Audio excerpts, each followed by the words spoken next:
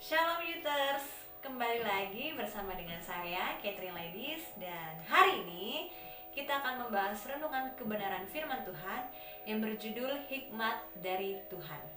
Langsung aja yuk kita buka di Alkitab kita, 1 Raja-Raja 3 ayat 5. Ketika kita diberi kesempatan untuk meminta sesuatu, misalnya dari orang tua, teman, keluarga, atau dari atasan kita, prioritas apakah yang kita utamakan?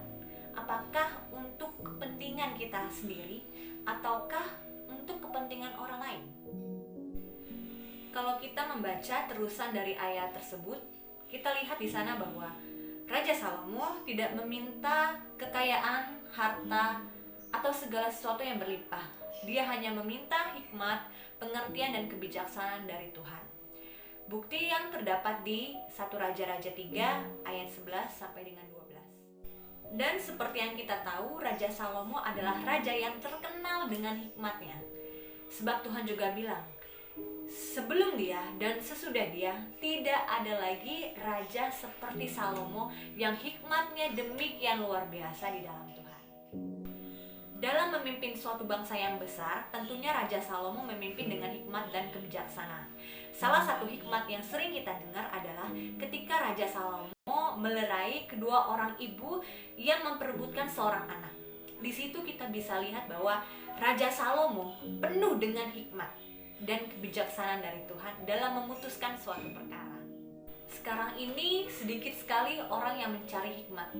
Lebih banyak orang yang mencari kekayaan, lebih banyak orang yang mencari kesehatan, lebih banyak juga orang-orang yang mau memenuhi kebutuhan dirinya sendiri. Jarang sekali mereka yang mencari sebuah hikmat dari Tuhan.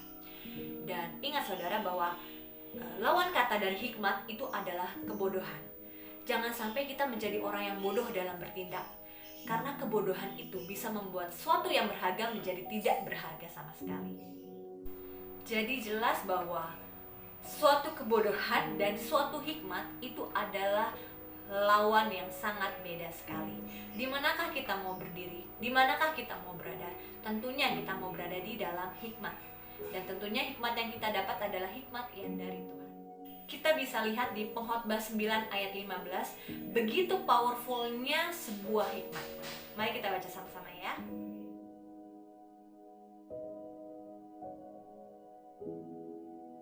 Benar-benar wow banget kan ya firman Tuhan tersebut, bahwa suatu hikmat bisa menyelamatkan suatu kota loh teman-teman.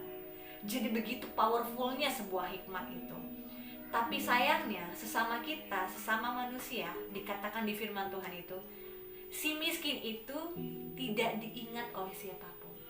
Jadi sesama kita, sama manusia, kebanyakan hanya melihat status sosial orang tersebut, dia kaya atau dia miskin. Kita tidak melihat apakah dia penuh dengan hikmat atau tidak.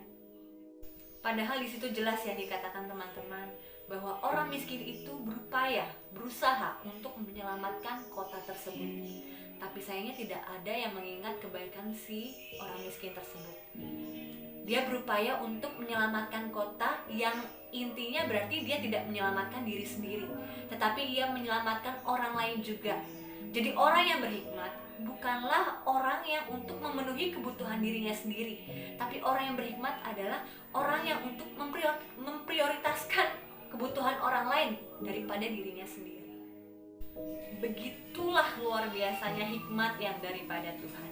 Seperti juga dengan Raja Salomo, dia meminta hikmat daripada Tuhan. Dan ketika ia memimpin, bukan untuk ia membangun kerajaannya sendiri, tetapi ia memimpin untuk membangun bangsanya, untuk membangun orang-orangnya, untuk kebaikan bersama, bukan kebaikan diri sendiri. Jadi ketika orang itu berada dalam hikmat yang daripada Tuhan, ia tidak memprioritaskan dirinya sendiri, tapi ia memprioritaskan kebutuhan orang lain. Beberapa hari ini pun saya diajarkan oleh Tuhan untuk meminta hikmat daripada Tuhan. Jadi setiap renungan yang saya dapat itu adalah tentang suatu hikmat. Nikmati hikmat. Jangan sampai kamu salah langkah. Jangan sampai kebodohan yang malang itu menimpa engkau. Seperti itu. Jadi akhir-akhir ini Tuhan bawa saya kepada penentuan suatu keputusan yang benar yang dari Tuhan. meminta hikmat kebijaksanaan daripada Tuhan dalam berpikir, dalam bertindak, dalam bertutur kata, pun dalam berperasaan juga. Jadi yuk saya ajak teman-teman semua untuk kita sama-sama minta hikmat daripada Tuhan, supaya hikmat itu bisa menuntun kita kepada kehidupan yang lebih baik lagi. Dan ingat bahwa takut akan Tuhan adalah permulaan pengetahuan, tetapi orang bodoh menghina hikmat dan didikan. Itu yang terdapat di Amsal. Jadi intinya, kalau kita mau minta hikmat dari Tuhan, mau berhikmat dalam memutuskan suatu perkara atau menjalani hidup, ingat bahwa takut akan Tuhan itu adalah hal yang utama. Itu adalah pintu permulaan pengetahuan. Jadi ya, otomatis hidup kita harus hidup dengan takut akan Tuhan terlebih dahulu, baru kita bisa menikmati hikmat yang daripada Tuhan. Mari sama-sama kita hidup takut akan Tuhan, kemudian kita minta hikmat kebijaksanaan daripada Tuhan, minta dengan penuh kecintaan kepada Tuhan, supaya kita dipenuhi dengan hikmat-Nya.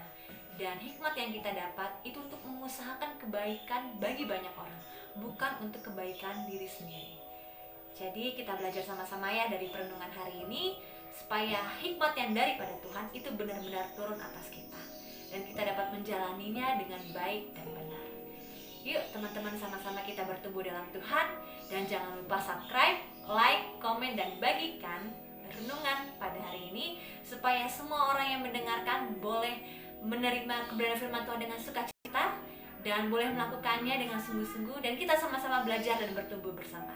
Terima kasih, Tuhan Yesus memberkati. Be faithful and get fruitful. Bye-bye.